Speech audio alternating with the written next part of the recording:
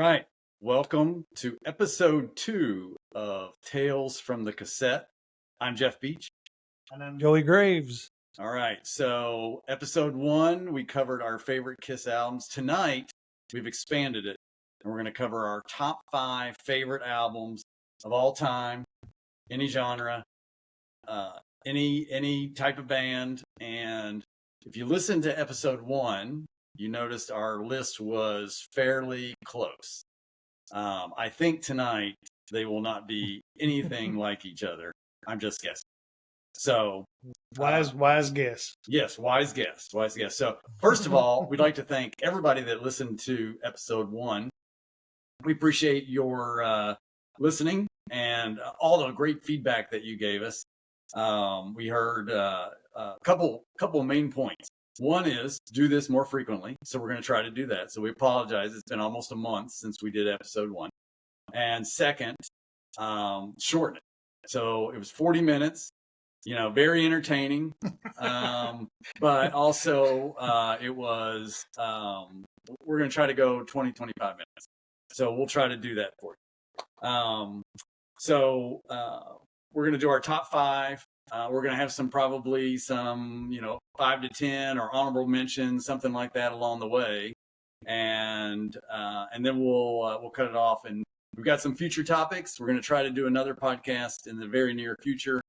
And anything you'd like to add? No, I think what people will be surprised, at least for me, Kiss is nowhere in my top 10. And Kiss is not on my list. I do have an honorable mention, Kiss. Yes. Yep. I did consider it. I didn't put it on there for a couple reasons. One, we talked about it a lot. And 2, it just didn't fit very well. And so... But in my opinion, Kiss is more than the music. Yes. It's the look, the live act. It's a little bit of everything. Whereas these are albums that I turn to on a regular basis. And I think when we do our favorite concerts, they will be a prominent theme for the night. Yes. All right, we're going to get started with our top albums. Now we're going to go through the ones outside the top 5 to start. Outside the top 5. Outside the top 5. Okay. We'll go start, and the ones that didn't make your list, and we'll go down them maybe fairly quick. We'll go back and forth. Okay. I actually have maybe 10 that didn't get in the top 5. I only went to 10. Okay. So, all right. You go first. REO Speedwagon, High Infidelity. It's an awesome album. Love that album. That's in my top 10. That's in your top 10. Okay. I'm gonna do. You didn't expect that, did you? I did not. It's not on my list. That is a great album, though. I'm gonna give 2 albums by the same band that were like on the fringe. They're both by Toto. One is Isolation, which I love. It's a great album. Considered that for my top 5. And then the other one's Toto 4, which I think gets a short shake because it's so popular and it's been played so much that it almost feels a little worn down. But it is a great listen all the way through. Both Toto albums that you just spoke of were considered to be in my top 10. Okay. But they did not make it. All right, you give me another one. Dawkins, Back for the Attack. And I am... that's an unusual Dawkins album to pick. I have never been a huge Dawkins fan, but there's something about this album that just really it's consistent, and it's great licks by George Lynch. Love this album. I have what you would call hair metal anywhere on my list. Mine is full of them. All right. Well, the one hair, I guess, and I have Kiss Alive 2 on my list. So there's my one Kiss album that made it on the honorable mention. This one I really struggled and it went back and forth on, and this is a little bit of cheating because it's another live album. But Talking Heads, Stop Making Sense. Great album, great songs, great entertainment. Probably I think about the concert live, the video, more than anything when I'm listening to that. So that's on my honorable mention. You got another one? Way out of left field, The Fix. Reach the Beach. I knew you'd have something fix. Some point along the way of this podcast, there was either going to be a fix night or fix reviews, or yes, I knew. Yeah, I knew we would talk fix at some point. Yep. Another one that's outside my top 10, Prince's Purple Rain. Outstanding album. Showed him that he knew how to rock. He really didn't venture that way anymore until almost right before he died. Your choices are more mainstream. They are. Mine are a little bit more cutting edge. Well, these are all the honorable mention. You haven't heard. I know. Yeah. But my top 5 are very mainstream. Okay. Yes. Yep. Okay. You got any more? Enough's Enough. Strength. That's a good one. I think you made me listen to that before. That is, I think so.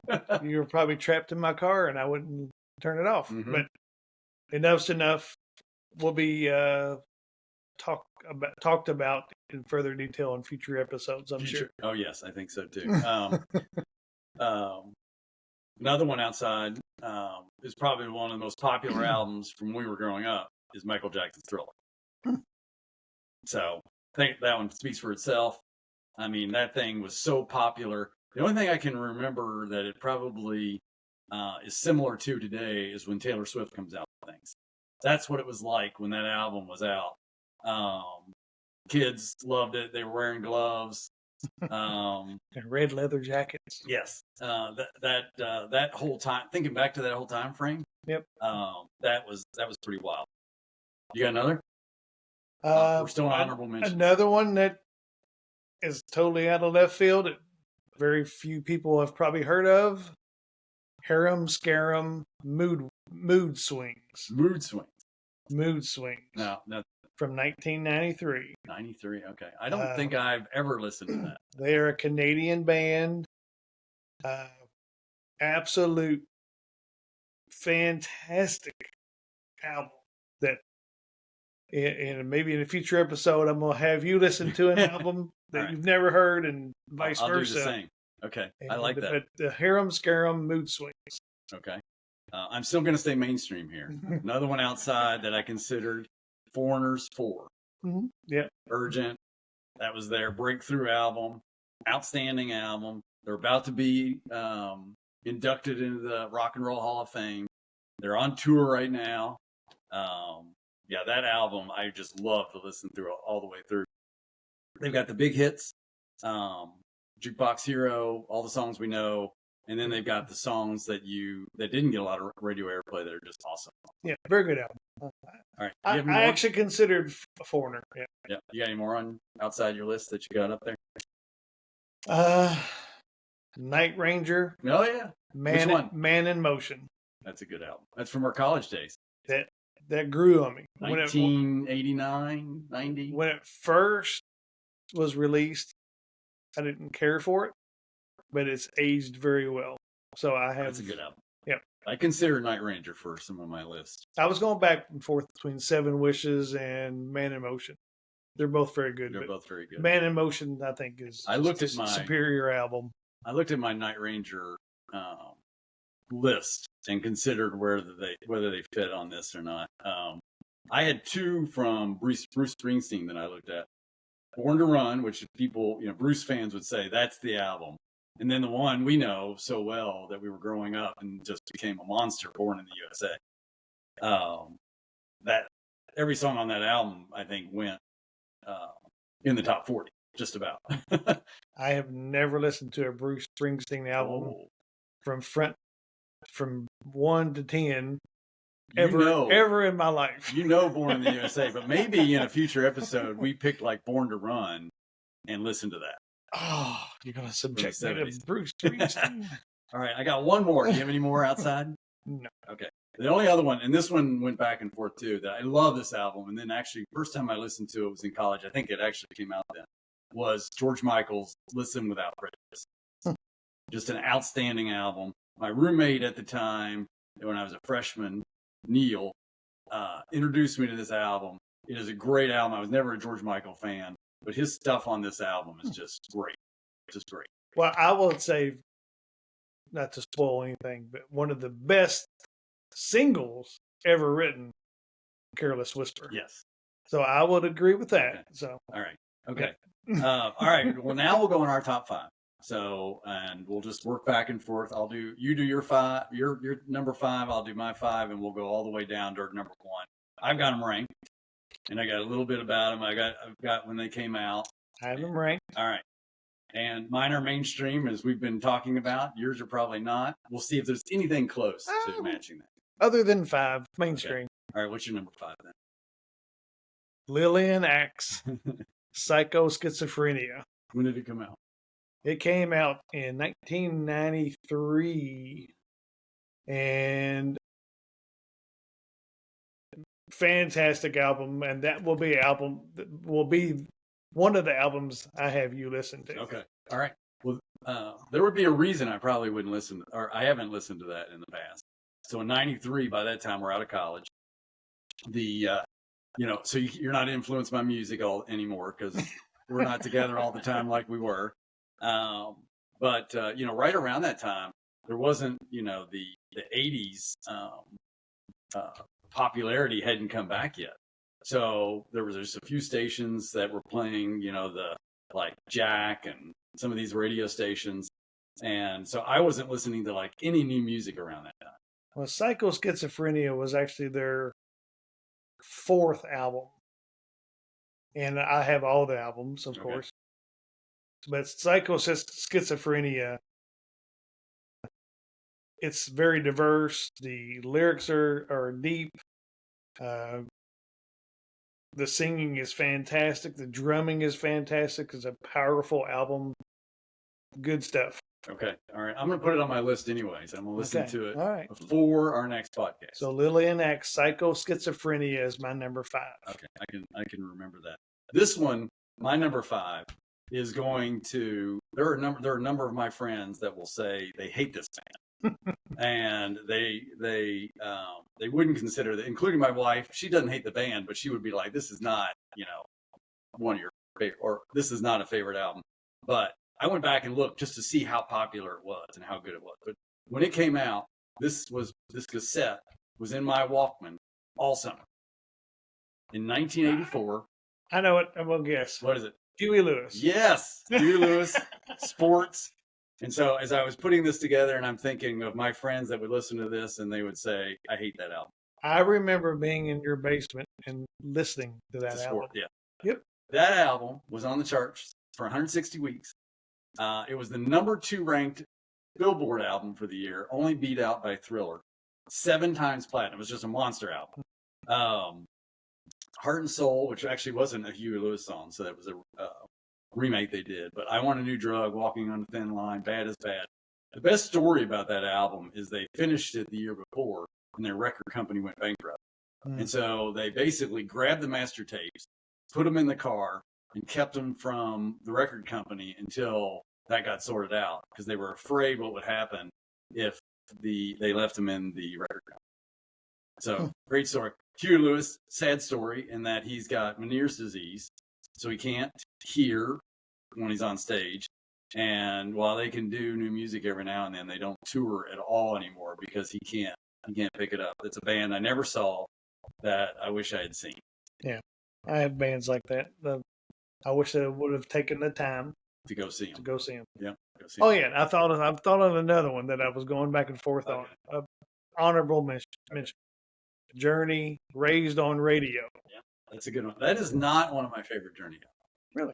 Yeah. I made out a lot to Raised on Radio. So that's why. I have reasons I like it. Okay. All right. Okay. Well, what's your number 4 then? You know who you are. What's your number 4? The Cars debut album. Yeah, that's a great. That's great. Now, see, I'm surprised to hear that. Yeah. That is, again, it's one of those things with age. I've come to appreciate it. And, with later albums, I think Rick Ocasek probably sang more, but in the beginning, Benjamin Orr sang more. A lot. Yeah. And just great songs by both of them, but the Benjamin Orr songs are really great. And really encourage people to go to YouTube and watch some of the old live uh, videos of the Cars.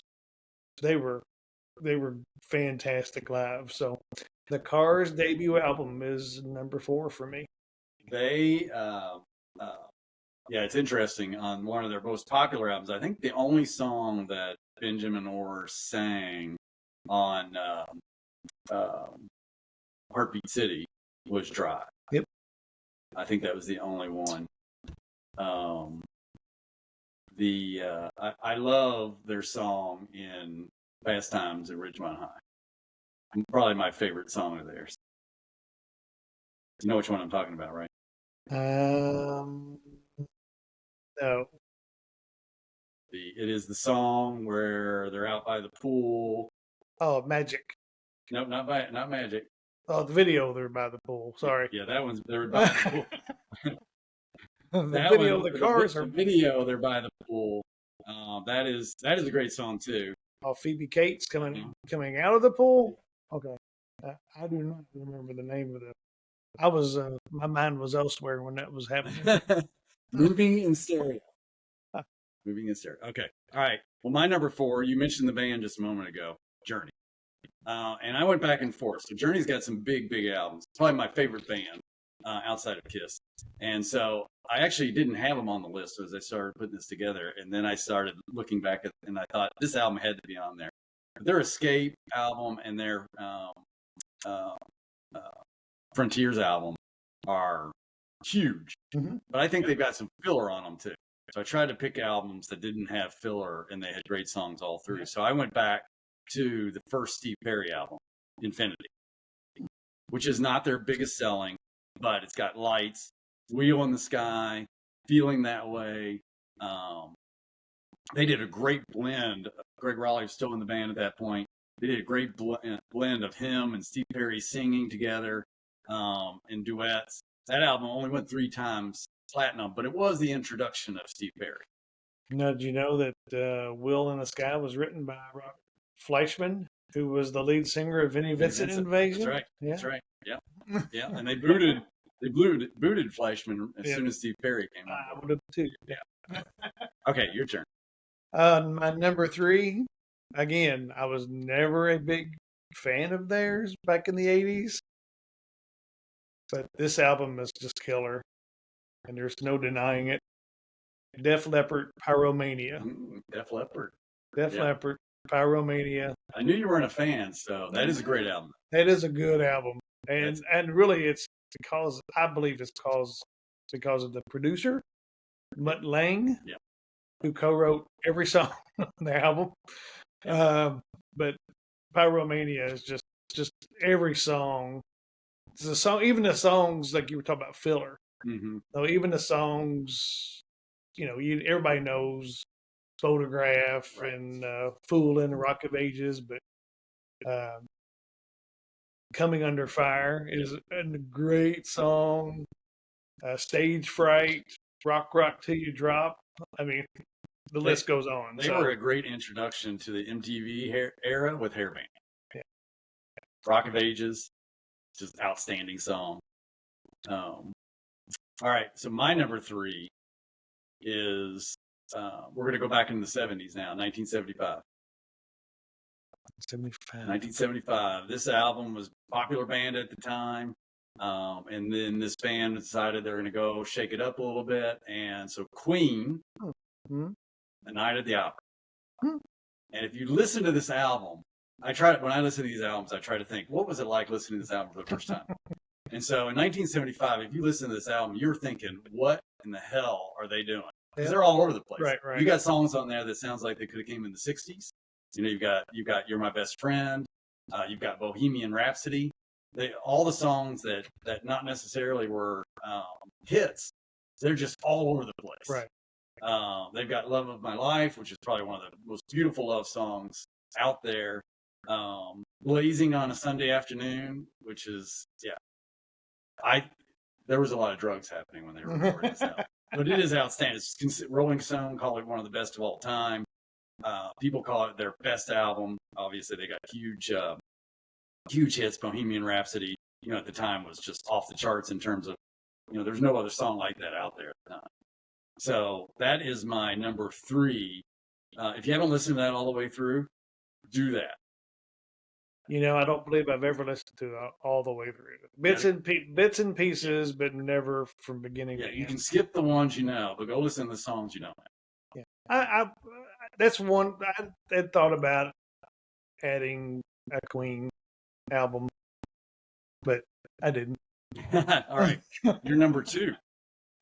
Going even further back than 75, all the way back to 1965. Monkeys? No, not the Monkeys. The Beatles, Rubber Soul. Oh, yeah. I thought about a Beatles album. Well, I mean, I've listened to every Beatles, but Rubber Soul was after the Mop Top Twist and Shout era, and before their psychedelic Sgt. Pepper's era. Yep. It was right between, so it had a mixture of both, and just a fantastic album. And it's funny how when you grow up with an older sibling, how much their musical taste influences your musical taste. No doubt. And my number 1 will also reflect that that influence as well. This one will throw you for my number 2. This is one that I've just grown to love even though it came out I guess when we were almost done with college, and but I didn't start listening to it. This was not a band I really loved in college, but it's REM's Automatic for the People. Great album. It is one of those albums that just blend. I talked about Night at the Opera, where it's all over the place, right, in their themes. This album, every song seems to blend with the other one, and you're like, that's a great fit, song to song. And some of the songs like Man in the Moon and Night Swimming, which are good songs. The rest of the album has got just outstanding music. So they did this one right after Out of Time, which was a big album. Mm-hmm. They did not tour. They went right back in the studio. And so this came out like a year and a half, a couple years later. What are some of the songs on that album? So you've got Man in the Moon, yeah. Night Swimming, Everybody Hurts. Those are all the ones you know. Okay. And then there's a whole bunch of songs you've not heard. So, but great songs. Sold 18 million copies. So big. Again, this one's called probably REM's best album. It's in Rolling Stone's top 500 albums. It's a great listen front to the end. My ex-wife was a big REM. I probably have listened to it. I listened to it, but I kind of didn't. This one of all the REM, and I've listened to all their albums. This is by far easily my favorite. All right, you're number 1. You're in the 60s? I am not in the 60s. 70s? Said there was some influence. I'm going to be in the 1980. Oh, okay. 1980. All right, I'm thinking. And this is going to surprise you. Okay. Billy Joel, Glass Houses. Mm-hmm.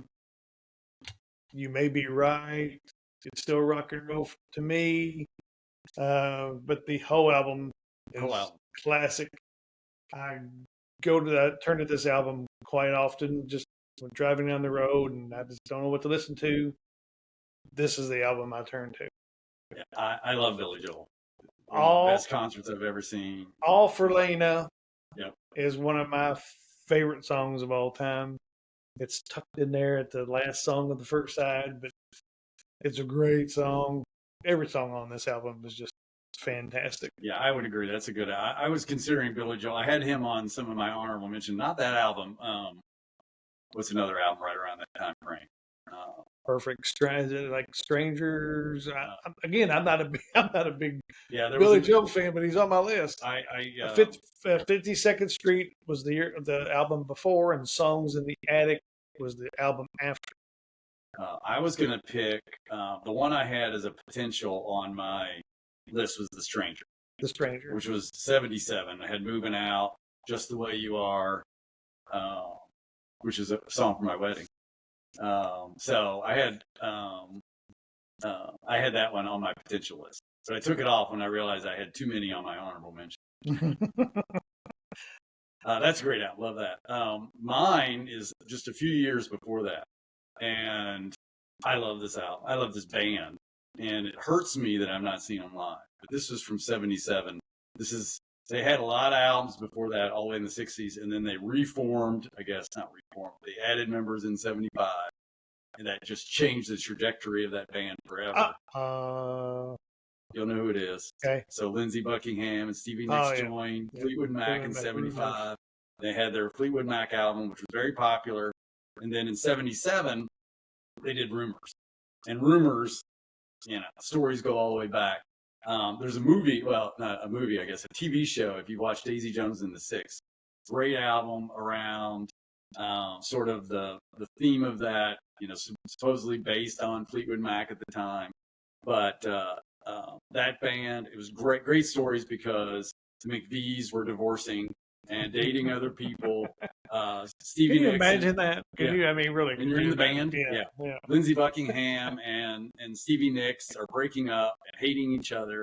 So I was reading some stuff about this album, and they just said they fought all the time. And they said, what was it? It was something like that.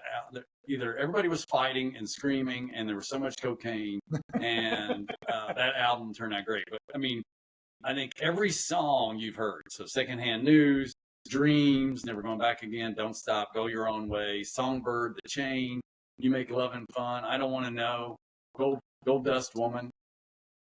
That album is just outstanding.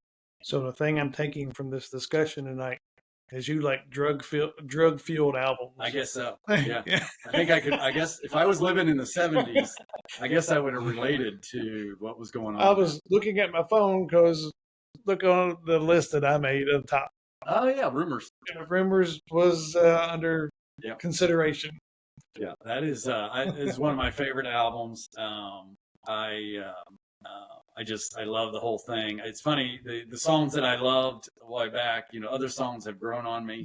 I'm never a huge Stevie Nicks fan, and her music, that she did solo later on, I'm not a fan of. But damn, she was sexy. The stuff she did back in the '70s with Fleetwood Mac and her voice on Dreams, Gold Dust Woman, Rihanna, just outstanding. And yeah, when she did her solo stuff, not as huge a fan, but so that would be my number one. There we go. There we go. So, what surprised you the most about my list? What album did you? Probably the Lillian Axe album. That's a good album, man. Yeah. Well, you had a nice blend. I mean, I had a list of albums that I kind of kept out there. Like when I was considering Toto's Isolation, I thought it was out left field. So, I was expecting a Toto in your top 5. Yeah. So Toto didn't make the top 5. If it was any of them, was going to make Isolation, which is an outstanding album, and it would have been grossly overlooked.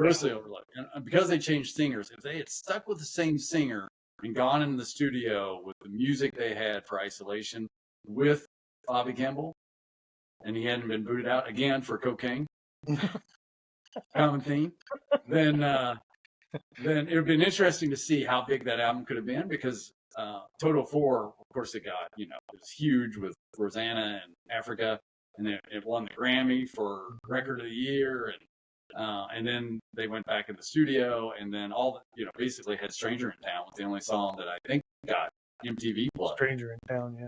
And then that was it. And then, then they had some ballads here and there. And So that's our top 5. That is our episode 2, top 5 favorite albums. We will be back soon with episode 3. We don't have a topic yet, but it could be album review, could be concert review. We will have it. We're considering having on some special guests in the future. And if anybody has any suggestions for topics, I'd be glad to have them. Leave topic ideas in the comment section. We also like, subscribe. Yes, like and subscribe. We have a YouTube channel.